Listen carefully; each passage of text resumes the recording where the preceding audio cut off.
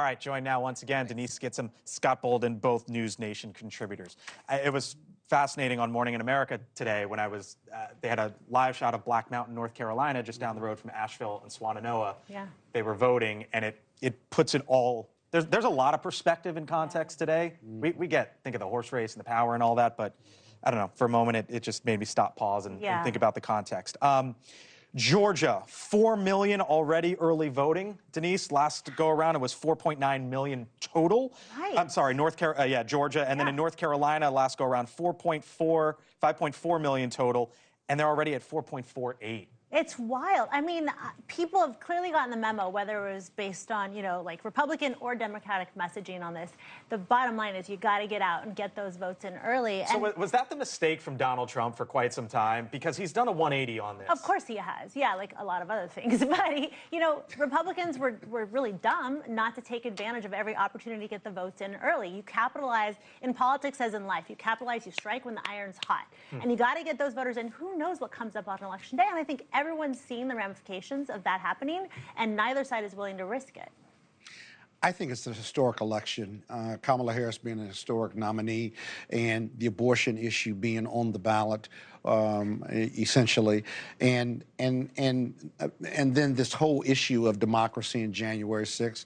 I think those early votes are being driven by women and Democrats, some Republicans, but historically Republicans just haven't done that. Trump campaign, though, is saying that we're not seeing turnout with women so far. Well, I mean, that's what the Trump, who knows? That's what they're saying. Who knows what's actually going on? I do think the fact that you keep going back, Scott, to this notion of abortion, I feel like that's the emotional issue that you keep talking about.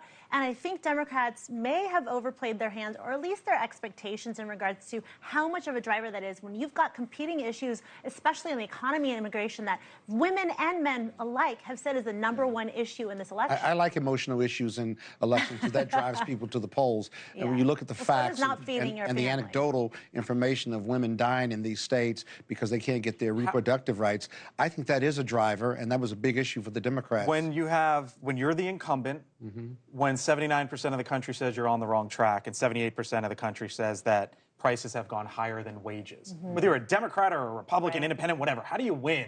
Well, she's with that not as the backdrop. Well, Kamala Harris is not the incumbent. She's part of the incumbent team, right? Part of the team, correct. And we also know that polling, the reason this race is so close and she's winning in some states is because the voters on the polling data shows that they're not blaming Kamala Harris for the immigration or inflation, that she's redefined who she is, and she's going to be different. In double digits. The question, though, is are the issues going to matter? And at the end of the day, is it a popularity? Well, let me tell you something. If Trump would talk about immigration and inflation, he might be winning this hands down, but he won't. And you're either voting for or against Donald Trump in this election. Is that what it is? That's not entirely untrue, but at the end of the day, Maslow's hierarchy of needs counts. If you cannot put food on the table, and that's something you stress about every single week, it counts a lot more in your emotional calculation, just going by what you love, emotions, than it does when you think about abortion, and it applies to more people, it applies to everybody. I think that, truly, I believe that in this election, it's going to be kitchen table issues. All right. I really do. Emotion. By the way, abortion. I just want to note one thing as we look at this wide shot picture of the studio. Frank, can you show the Capitol real quick? It is an absolutely gorgeous day here in Washington, D.C. with all of this.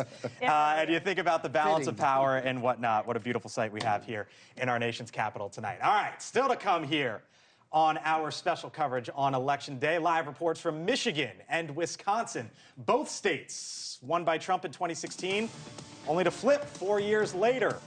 Will he be able to breach the blue wall? That's on the other side of the break.